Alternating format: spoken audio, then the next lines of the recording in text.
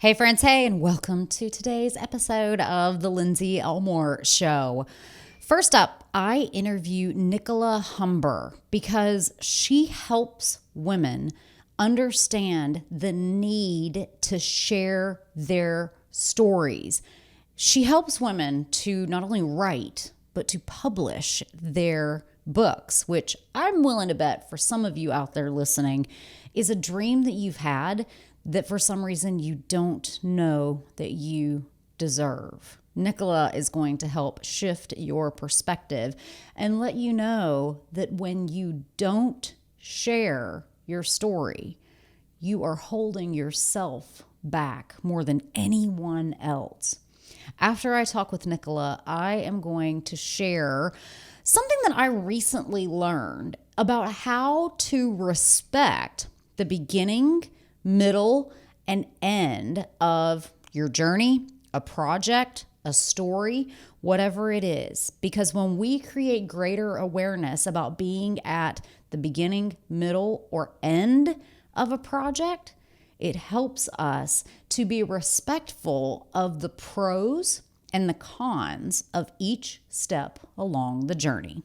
Let's get to the show. Welcome to the Lindsay Elmore Show, a podcast that helps you find fulfillment amidst chaos. On this show, I interview thought leaders, doctors, creatives, spiritual gurus, and game changers who inspire you to pursue your dreams, overcome obstacles, and leave your mark.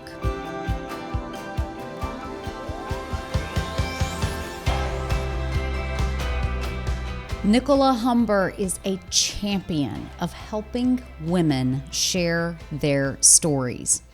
She is the author of Heal Your Inner Good Girl, Unbound, and the upcoming Unbound writing due out for press in October of 2020. She is the founder of the Unbound Press, which is a soul-led publishing imprint for unbound women. Nicola grew up playing an archetypical good girl, and she was able to maintain this role until her mid-30s. She had a proper job in finance, and she left it all behind to train herself as a coach and a hypnotherapist.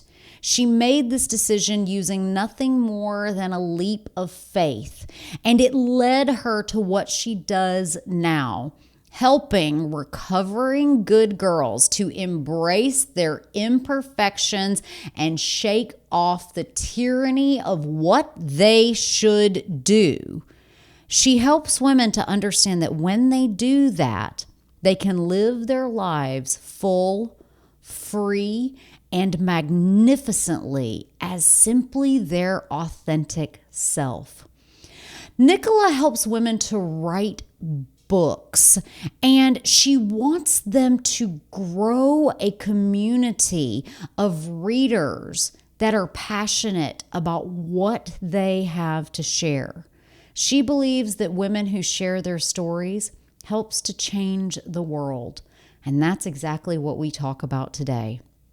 She's originally from the Southampton in the UK and is now based in upstate New York. And she can teach you simple daily tricks and tips that get your story out there to an audience that's ready to listen. Well, Nicola Humber, welcome, and thank you so much for being on the Lindsay Elmore Show. Oh, Lindsay, I'm so excited to be here and see what wants to emerge during our conversation. I'm so excited to talk to you because you grew up and were the archetypical good girl. You did everything that everyone told you that you were supposed to do until your mid-30s. And in your mid-30s, you just said, enough is enough. I'm leaving my job in finance.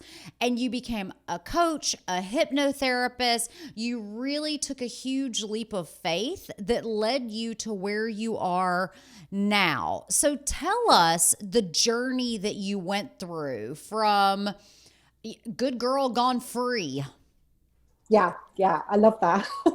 It makes it sound very dramatic. And actually, looking back, it was a huge change for me like you said, I kind of followed that good girl path right throughout my life. And I kind of didn't realize that that's what I was doing, that I was following the path that I thought others expected of me. So, kind of getting a good education. I did my degree in business, got a job in finance, worked in finance for very many years, up until my mid 30s. And the only, like from the outside, everything would have looked perfect. Like I had the best life, I had my own property, I had a successful career. But I knew inside that there was something wrong, that I was meant to be doing something else, that there was something other that I could be doing with my life. I very often felt quite depressed, or I would just really struggle to kind of get up and go into the office. I would just had times when I felt really unhappy. So I completely lost track of what I really wanted in my life. I kind of had no way to connect with that because I'd spent so long doing what I thought others expected of me. So I got to a point in my career where I got headhunted by this other company. I went to work for this firm of financial advisors, and it was a couple of women who were running the company. I thought, well, maybe that's what I need, just need this change. Very quickly realized, no, that wasn't enough. So I was just asking the question kind of internally, what should I do? What do I want to do with my life? And it was actually on a weekend away at a health spa with my sister that I received the answer. There was a demonstration by a hypnotherapist who was pretty eccentric, to be honest. It was an older woman, and she wasn't like any hypnotherapist that I'd seen before or since. But something in what she was sharing, it just resonated with me so deeply. And I think I'd reached a point where I was so unhappy with what I was doing. I knew I was looking for something else. As soon as I kind of recognized, this feels like the step I'm meant to take, I was able to take that leap of faith. So it's a completely kind of intuitive decision at the time. As the best ones are. Exactly. Yeah, exactly. So okay, so what was the decision that you made? And so you made this decision that you're gonna leave your job, but then what? Like, what happens next? I know, everyone thought I was crazy, to be honest. I left my job in finance. I started a program to retrain as a hypnotherapist and a coach, and I got a part-time job to support myself whilst I was doing that. And like I said, everybody thought I had gone insane because from the outside, everything had looked perfect. And I thought, making that decision, okay, this is it, I'm going to retrain, and then I'll set up a hypnotherapy practice, and that will be me. But actually, that was just the beginning of the journey. It took me on a journey of like personal self-discovery. And I mean, that was over 10 years ago now. And I did set up a hypnotherapy practice and a coaching practice. But actually what it's evolved into is me becoming an author and then starting a publishing imprint. And none of that was expected. So it's been like following those breadcrumbs of inspiration along the way. So I'm sure we have a ton of listeners who have what other people perceive to be the perfect life, but there's something inside of them that is just a deep-seated uneasiness. And it's not easy to face that. It's not easy to quit your job when you're scared, or especially if you're a single mom or you're the primary breadwinner. What do you think the detriments to women are if they ignore that voice inside of them that's just saying like, girl, this ain't for you? There's so many layers to that, actually. I think it can have a physical impact on it. I think my physical health was suffering at the time because I was following a path that wasn't really mine. So, I would have physical illnesses. I would feel quite sluggish a lot of the time. I had a lot of issues with my throat. I would get these really bad kind of coughs and colds like 2 or 3 times a year. And I believe part of that is because I wasn't expressing myself fully. So there can be a physical aspect and also an emotional element to it as well. Obviously, like I shared, I would quite often feel low and depressed, and I think that's something, it's kind of something that we can get used to, like that's our natural state. In my book, Heal Your Inner Good Girl, I talk about this kind of half-life that we end up living. So it kind of feels okay, because we don't know what else is available to us. So, emotionally, we can just feel quite flat. And, for me, there's a spiritual element to it as well. This has been a process of spiritual growth from starting to follow my own path as well. Well, tell us more about that. Like, how can women experience more spiritual freedom when they decide to make those tough choices? I think for me, it's about spiritual connection. Like, I would have never have identified with being a spiritual person at all before I made these changes. I just got up and went to work, and my life was, like I said, it was okay, but there wasn't that dimension to it. And it's actually through going on this journey of like personal discovery and personal growth that I feel I've connected to something greater. It's kind of opened me up to do that.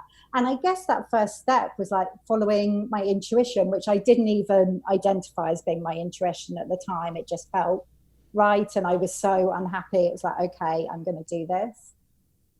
I can look back now and see how there have been those moments, throughout my life, but certainly over the past 10 years or so since I've been following this path, where I have been kind of guided and supported. So for me, that spiritual element has become more and more important as I've gone on. So another thing that you work with people to do, you mentioned that you started a publishing imprint. You have written books about becoming unbound, and your press company is the Unbound Press. And so why do you think it's so important that when women decide to leave the construct of what they have been told to do and they find themselves on the other side, why is it so valuable for women to tell their stories? Yeah. Again, there's a few different elements to this. And I just want to say, I mean, this is definitely a process. And why I like the word unbound, and I use it all the time, like in my books and the work that I do, is it's this continual journey of unbinding ourselves from these expectations and beliefs and stories about who and how we should be in the world. Well, I love what I found on your website, which is the definition of unbound is to break free of the ties that have previously bound you, a refusal to conform to anyone else's ideas about how to live your life, to be fully and most magnificently you. And ladies, if you could just do that in your life, I think your life's work is accomplished. But now let's write it all down and let's share it with someone else. And so why is that important? I think part of it is when we write and share our stories, it's for ourselves. Very often we're thinking, oh, what will other people think of this? And is it worth me writing my story? Am I being self-indulgent?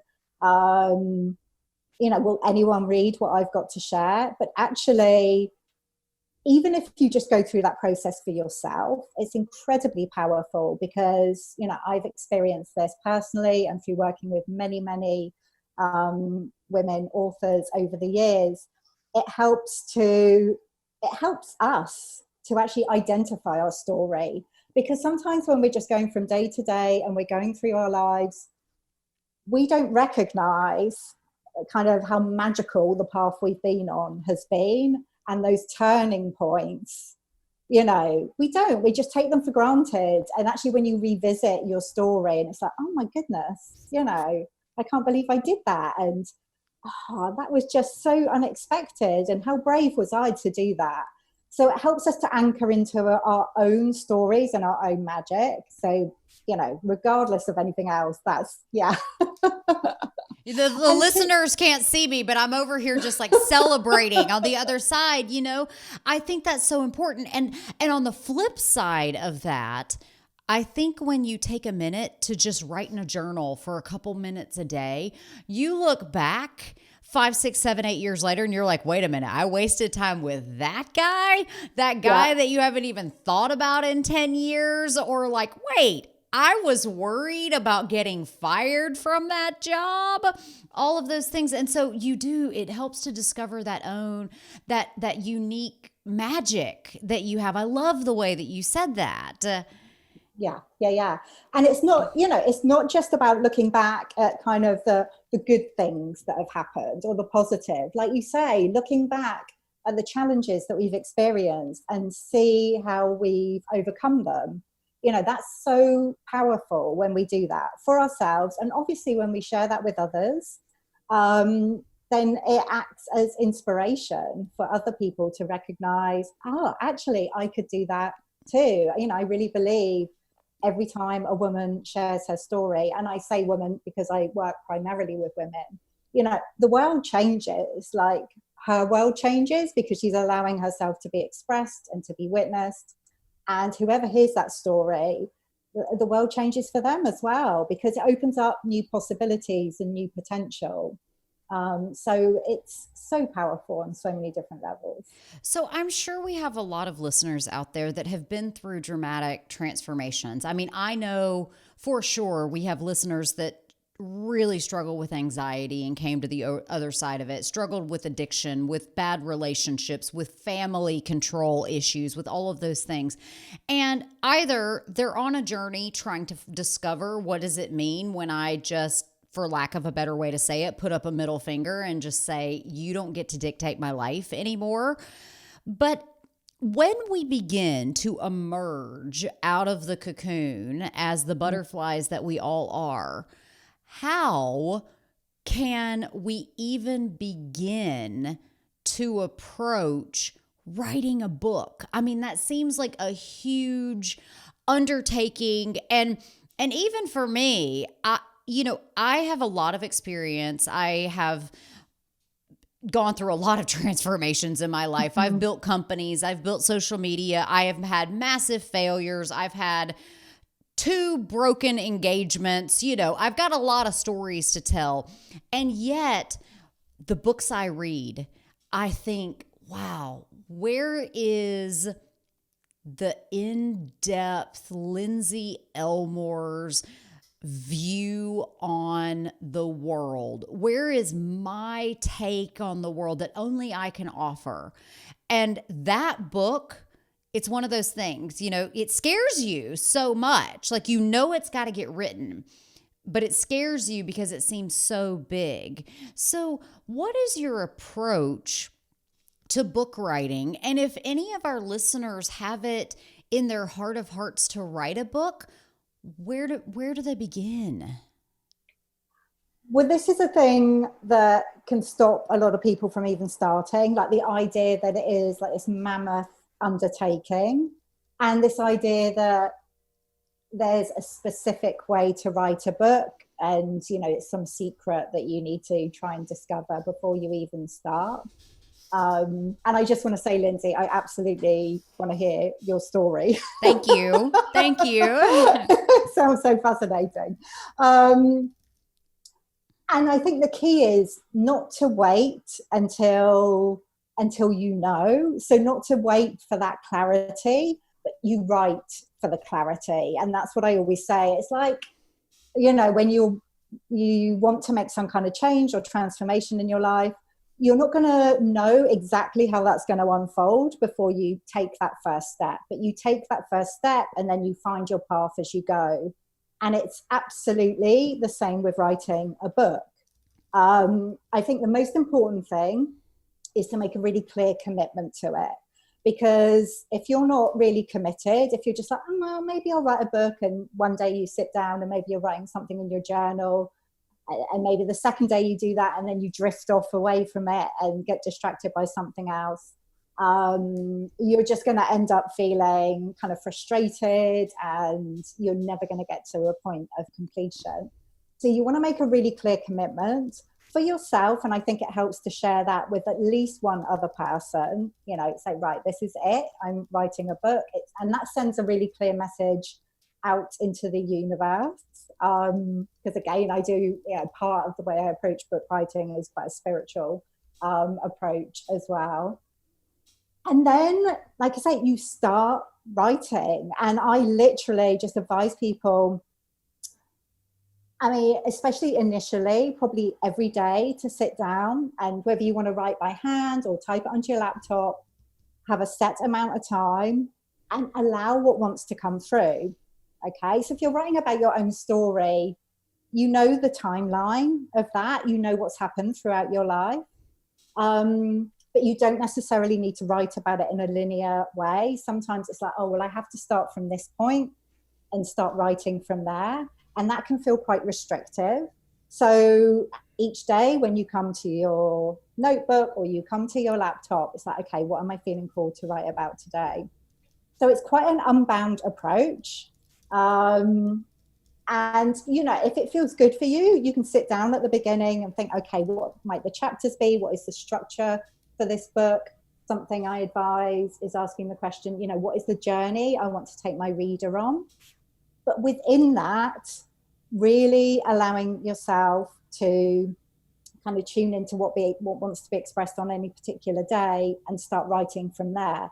Because that's when you're going to access like the truest essence of your story and your voice, rather than trying to figure it all out. And you can't see me, the listeners can't see me, but I'm tapping my head. When we're trying to figure it all out from our minds, sometimes we can get a bit blocked.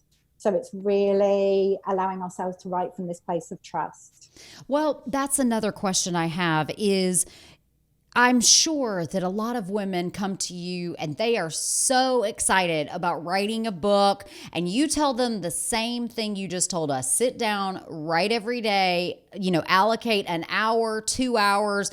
I've heard other people say, I write 10 pages a day, no matter what, even if it's just word garble, whatever it is. But then life happens, and this happens, and that happens. What are the top ways that women stand in their own way, specifically as it comes to writing down their stories? I mean, there is the practical element of it, as you've just said, because it's easy to have that enthusiasm and that momentum at the beginning. But then life gets in the way. And also, we are cyclical beings, our energies ebb and flow. We're not designed as women to kind of show up and operate in the same way every day. So I think it's really important not to beat yourself up if there are days when you don't end up writing, and to allow some space within your writing practice. It doesn't mean that you're not a writer. It just means it was one of those days, and you can come back to it tomorrow or even the following week. That's where I think it's important to have support in place. Like, I said about commitment, like sharing that with at least one other person. And if you can have at least one other person you're accountable to, who is there as support and cheering you on. I always recommend, if you're going to write a book, you share that. If you have an audience with your community right at the beginning of the process, because then, and you take them along on the journey, because then they're like, oh, what's happening with the book? And, how are you getting on with it? And that will carry you through. So there's that practical element, but also like the fears and doubts that can come up along the way. As we start to write, especially when we're writing our story, It's like, oh, do I really want to share this? Will people want to hear it? Am I a good enough writer? All of these things that come up. What I recommend doing with that is one, don't make that mean that you're not meant to be doing, writing the book. Don't make it mean that you're not a writer. That everybody has this, even the most best-selling authors. And to actually bring that's exactly what I was about to say. Even the best of the best have to face this. Is this good enough? I was just listening to an interview the other day with Daniel Pink, who is a prolific author. And the host of the podcast is like, Mr. Pink, I just finished reading your book. And he was like, that's amazing. He's like, I still, he just said that every single day he is amazed that people read his work. And what a huge blessing that is to have that wonder that my story does matter. And aren't I glad that I didn't stop in that moment of, is this good enough? Is it really? Kind of vibe. And I think a ton of women do that. They just stop. Yeah, because they feel that's, that really says something about them and that they're not meant to be doing whatever it is that they're doing. But actually, like you said, it is literally everybody on this planet has that in one way or another. And, however far along the path they are. So when we recognize that can be really helpful. But also, your readers will be experiencing that as well. So I always recommend actually bringing those fears and doubts onto the page, writing about them. So rather than kind of sharing from a place of like, oh no, I've got this covered, I'm fully confident now and like everything's kind of absolutely perfect. Like, no, kind of bring those imperfections onto the page, bring the fears and doubts, the failures you've experienced, bring that all into your writing, because that's what's going to create a story that's really compelling and creates connection with your readers.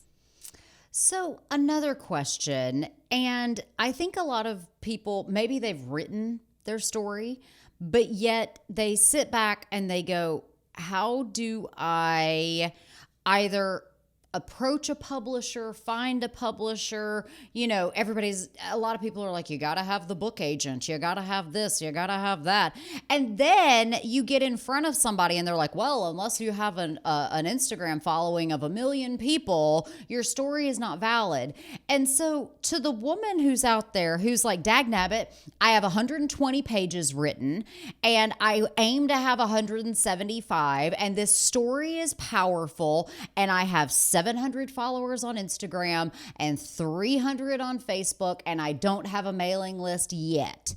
How the heck do they get their story into people's hands? There are so many ways you can do this now. I mean, that is the wonderful thing about the times we're living in. And I'm a big believer in you grow your platform as you're writing your book. So you don't have to have like a huge audience in order to write your book. You can grow your audience as you write it. Mm-hmm. And a big part of that for me is, if you're writing your book right now, even if you're right at the beginning of it, like I said, start sharing that with your people, start sharing that with your followers on Instagram and Facebook and wherever it is. Like maybe you start a podcast series about it, as well. Bring your potential readers into the process, like share aspects of what you're writing, because then you are creating interest in your book as you go. And also you get a sense of what people are interested in. People will be asking questions and making comments, and it infuses your book with this really kind of dynamic energy, rather than just feeling you have to like hold yourself away in an office for months on end and write your book and then just go, ta-da, there it is, and why doesn't anyone want to read it? Be sharing about it right from the beginning. But in terms of actually getting it into people's hands, I mean, I self-published my first book, Heal Your Inner Good Girl. I did that completely myself because really I was too impatient to go down the traditional publishing route. It takes such a long time, or it can take such a long time, to find a publisher. And then if they give you a publishing deal, it can take another kind of couple of years for the book to get out. and for me, things move really quickly. So I just did some research and I self-published that. And The second book, self-publishing is work for sure. yeah, it is. But at It least you is. get it out there. At least it's out. Exactly. And and that was 2016 that I released Till You're in a Good Girl. And it's still out there, it's still making a huge impact on the women who read it. And if I hadn't self-published that, who knows what would have happened? Because actually that cleared the way for the second book, Unbound, where I worked with a publisher for that one, which is a similar model to the model we have at the Unbound Press now.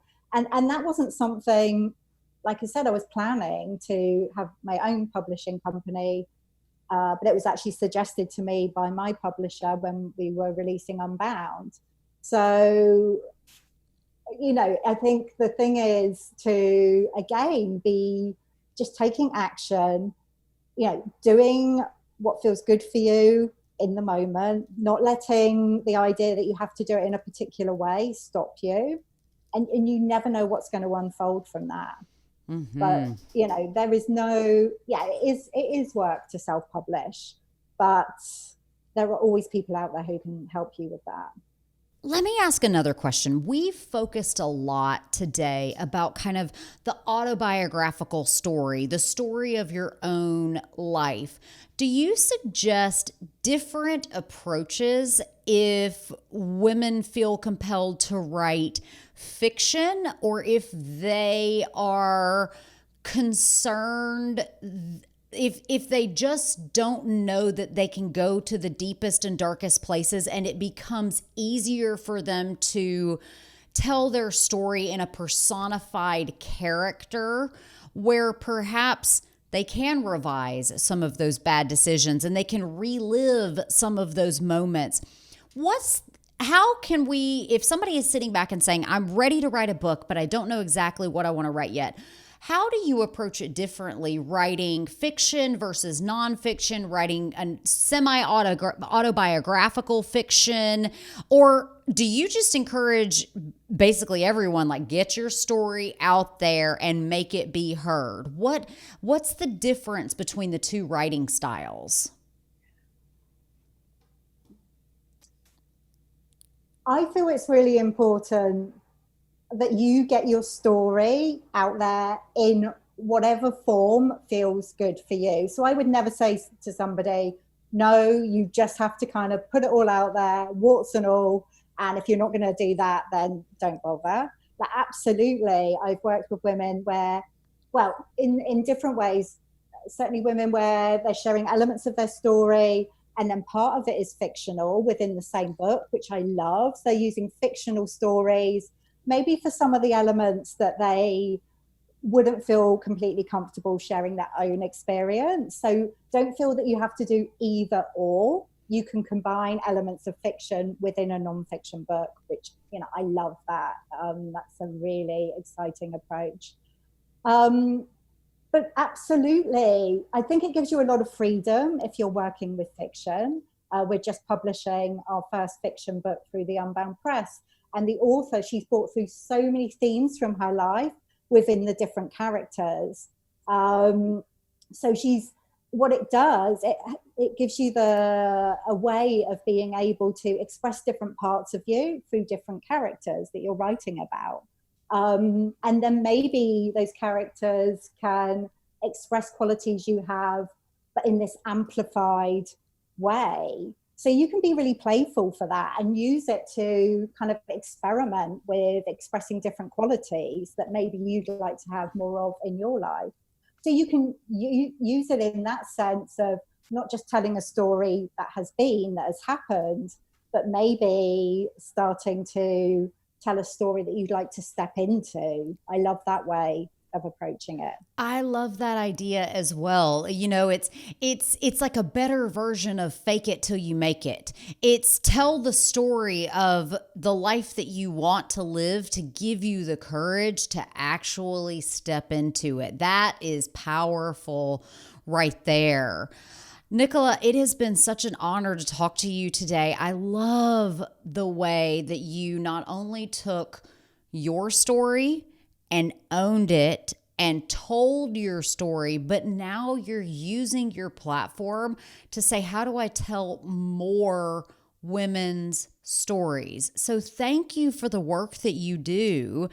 And before I let you go, you ready to answer some lightning round questions? Oh, let's do it. Let's do Okay, it. here we go. What is your number one strength? Oh, I think acceptance, like acceptance of myself, not fully, but acceptance of others and their stories. Yeah. Can I ask you, what's your birthday? December 30th. December 30th. See, I'm February 15th, and I was born in the week of acceptance astrologically. So I wondered if we were birthday twins. I And love that. it's interesting, like for me, acceptance played out very differently in my life because, I was raised in the South and I was told, these people are different and we've got to, I was given these concepts of like the way that the world worked. And I just never believed any of it. It just was like, okay, so they're gay. Okay, so they're a different color skin than me. Okay, so they don't practice the same religion as me. It just all it was just all acceptance and flow. So I love that. What do you struggle with the most? Oh, what do I struggle with the most? I get very easily distracted because I'm creative. I have lots of different ideas at any one time. So it's choosing something to focus on. Like that is a daily struggle for me. It's like, just staying with one thing until it's completed and without kind of going off into other areas. So yeah, that's definitely it. If you could give a piece of advice to your younger self, what would it be? Oh, just be yourself. That is enough. And it's kind of a cliche, but it's so true. And I don't know if she would have believed it. And maybe I needed to kind of experience all the things I experienced to get to this point. But yeah, be yourself always. I think that is so true. And that is such a great quotable moment. Be yourself. That's enough. That is so powerful. Always. What keeps you up at night? Again, it's idea. It really tends to be kind of ideas that I have. I will wake up at 3 o'clock in the morning and be thinking, well, what can I do with this? And when can I do it? And who can I get involved? And then I'm like, Nicola, you can't do anything at 3 o'clock in the morning. Just like put it to one side, go to sleep. So you're one of those people that sleeps with a notepad by the bed about like, oh, wait, if I don't write it down, it might be gone in the morning. Yes. Yeah, absolutely. Who has been your greatest inspiration? Oh, I can't pick one person actually, because the people who inspire me most are the women who are sharing their stories. Like all of the women that I work with, and particularly the Unbound Press authors, like every time we release a new book, I feel more emotional than I do when I'm releasing one of my own books. I just find it's so inspiring every time a woman is brave enough to share her story. Mm-hmm. Absolutely. What are you the most grateful for?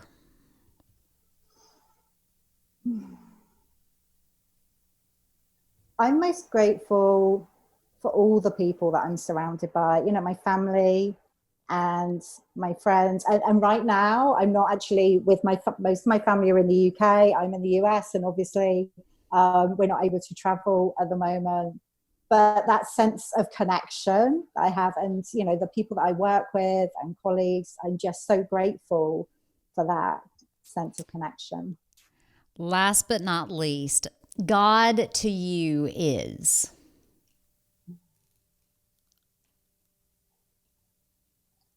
God to me is like full express, like everything in the universe, whatever it is being fully expressed. That for me is that's that's God, when we allow ourselves to be fully expressed. Oh, I love that. Well, Nicola Humber, it has been an honor to talk to you. Listeners, you can go check out Nicola and all of her writing and perhaps share your story via Unbound Press by visiting nicolahumber.com. Thank you so much for being on the Lindsay Elmore Show. Oh, thank you, Lindsay. I've enjoyed it so much.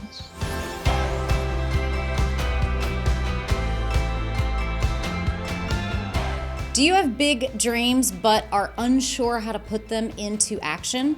Brand Strategies Lab is the place to turn your ideas into the nuts and bolts that you need to create, revitalize, or expand your brand. It is an online business training course that helps you decide who you are, what you sell, and who will buy it. It is hosted on a brand new social media platform called Channels. If you love Marco Polo, video chatting with your friends, or Snapchat, then you will absolutely love Channels. I created Brand Strategies Lab following more than 10 years of business coaching, mentorship, reading, and personal growth.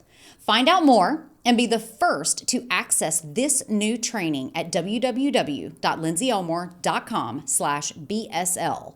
That's www.lindsayelmore.com/BSL. I recently picked up a copy of Daniel Pink's new book called When: The Scientific Secrets of Perfect Timing. He went on a research mission to find out when the perfect times to work are. And one of the things I loved about the book is that he talks about how we need to respect the beginning, the middle, and the end of different projects. In project management speak, this is called the life cycle of a project. And it begins when we say, okay, we've got this project to do. Okay, let's make some plans. How are we going to do the project? And then we have to actually execute on those plans and close. What Daniel Pink found in his research is that when you have a deadline, you will typically waste about half of that time, because at some point you're sitting around a conference room table and somebody pipes up and says, hey guys, we were given a month to do this and we only have 2 weeks left. And that is how projects actually get done, is it lights a fire under people. So Daniel Pink says, listen, if we know that we have this project life cycle where there's a beginning, a middle, and an end, we need to at least understand and respect what is happening in each of those levels so that we ensure that we maximize our efficiency. So first things first, we have to start our project. We have to identify what our need is, the problem that needs solving, or the opportunity to do something better, and think about creative ways that we can solve the problem or seize the opportunity. During this beginning phases, you're simply trying to figure out what the project is, determine if it's feasible, and identify deliverables of the project. We also need to take a look and say, okay, how long is this project going to take? Is this something that is a month-long project, or is this something we're going to work on for the next years to help us get there? And what does success look like on the other side? What are the deliverables that mean that we can bring this project to a close? We also, during these beginning phases, figure out who needs to work on the project. Who is going to be affected by this work, and how do we bring them into the conversation early on? This is also a great time to develop the project's objectives, the overall scope, which is the depth and the breadth of the project, and deliverables that you have identified, and create one final working agreement between all of the people working on the project. Once you know you have the project, then you're kind of moving into that beginning of the middle phase where you start planning. You start looking at what's our project timeline? What are the phases of the project that we're going to go through? What are the tasks that have to be performed? And what are the possible constraints that we are going to face along the way? Create your workflow diagram so that you can visualize the process and make sure that each of your stakeholders is clearly doing what is their role to do. You can also start thinking about budget and what you're going to need to create the outcomes that you desire, and start thinking about, this is a great time to go, okay, do we have everybody at the table that we need to have? And does everyone have the appropriate tools to make the project accomplishable? We also need to think about roadblocks. You need to think about, okay, what are the issues that may come up to stall out your project, and how do we effectively maneuver around those roadblocks? This is probably where you get to the point where you're actually starting to put some boots on the ground, get the team on board, and start outlining the project so that they can quickly help you to get to work. Then the real work begins. Usually, you're going to spend half of your time that you've been allocated just to do those things, because everybody sits around and is like, how do we create the perfect plan? And if we don't have the perfect plan, how do we ensure that we are getting things accomplished? But then, like I said, somebody's going to look around and be like, hey guys, we've already spent half of our time just thinking through this. We have to do something. Then you get to the middle of your project where the execution really starts to take hold. Create tasks and organize workflows. Assign the actual detailed projects to different people that are working in collaboration. You know that you're going to have to do different things, and you want to make sure that everybody's carrying their own weight so that certain team members are not overworked. You then need to make sure that everybody understands what they're supposed to be working on. Do they have the necessary guidance? And do they actually have the background and education and training to perform the tasks that you're asking them to do? If they don't, you better find that out quickly. Otherwise, you're simply going to waste time, and you're going to create tensions on your team, because certain people are going to look around and perceive that, Sally is not pulling her weight. Well, that's not exactly what it is. It's just Sally's never done this before. And so it's taking her some additional time and perhaps having to ask more questions than what somebody who's done it 10, 20, 30 times before would need. So be sure that you are getting good communication with your team members so that you make sure that everyone has the resources they need to actually execute their product. The next thing that you need is to look at the quality of work. Ensure that people are meeting their time goals, meeting their quality goals for their tasks. Monitor your budget. Be sure you're not going over budget and wasting resources. Once you finally get to the end of the project, now is a great time to take a moment to reflect and to look back on what you have accomplished. Determine if your project's goals were met, were the tasks completed, were they on time, on budget, and most importantly, was the initial problem solved by using use almost like a checklist that you're looking at. Okay, here was the problem we had. Here was the resources we threw at it. Did we accomplish our goal? It's also a great time to look at and evaluate team members. Look at how people performed and whether or not they met their goals, along with timeliness and quality of the work. Document that this is done. Event planning is one of those things that is so rewarding, because after months and months and months of work, it's done. So you can document and be sure that you know, okay, well, that online webinar that I did is done. The virtual pop-up shop that I hosted is done.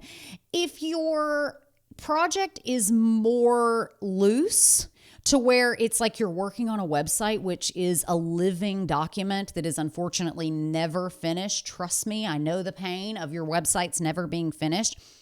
Go for progress and not perfection. Because if you go for perfection over and over, you're going to be the enemy of progress. So if you have open-ended projects, just recognize that the way to drive things forward is to break down your project into accomplishable tasks to where you feel like you actually get that reward of the project coming to a close. Perhaps asking people who worked on the project, how did that go? Find out. Do some reflection.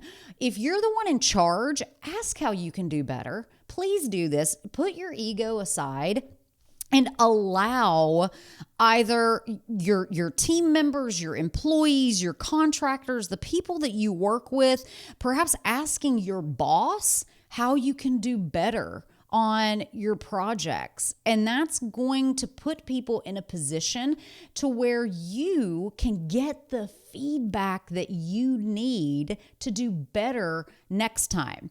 It also, if you're still working in a corporate environment and you go to your boss and say, how can I do better? Your boss is going to learn that you are constantly driven to do things smarter, faster, more efficiently, all of those things. And when you are an entrepreneur and you ask your clients or your employees, how can I be a better boss, and actually listen to them and recognize that them being able to express their frustrations with you, the things that you do well, the things that you really suck at, it puts everybody into a more collaborative, team-based environment where you know that the next project coming your way is going to be one that you can knock out of the park, just like you've knocked out so many other projects. That is how we can respect the beginning and the middle and the end of our projects. It's a brilliant book, and Daniel Pink is a brilliant writer. And I encourage you, check out the show notes, grab a link to the book, because I talked to you about how to respect the beginning, middle, and end of a project. But what is also fascinating about this book is about respecting the beginning, the middle, and the end of your day. Because according to Pink and his research, most of us are built to wake up early in the morning and go to bed early. There's about 20% of people that are actually physically designed to wake up later and to go to bed later. And you have to realize that that impacts the way that people work. But for the vast majority of us, we are designed to go to bed early, wake up early, and throughout our day, we have natural highs of energy and of focus, but we also have natural lows. And so if you can spend your time when you're at those natural highs doing the hard stuff, and then respect that around 3 or 4 o'clock in the afternoon, for most of us, we get into a really deep lull where we're not as effective. And Daniel Pink describes 2 things that you can do that can help you to respect this middle part of your day. The first thing you can do to respect this middle part of your day is don't put your hardest projects right in the middle of your day. Use this time to be more creative, to be more collaborative, to take a break and rest. You can also, and I know this sounds crazy, but there's actually scientific evidence to back it up. You can also set a timer on your phone for about 25 minutes, grab a cup of coffee or a cup of tea, slam it, and then lay down for about 15 to 20 minutes. You don't have to go to sleep, but then when you wake up 15, 20 minutes later, the caffeine has had a moment to kick in. And after that, whether you take a break, do some chatting around the water cooler, or take the approach of slamming a cup of tea and then taking a brief rest, you wake up, and at that moment, you're in your most creative hours of the day.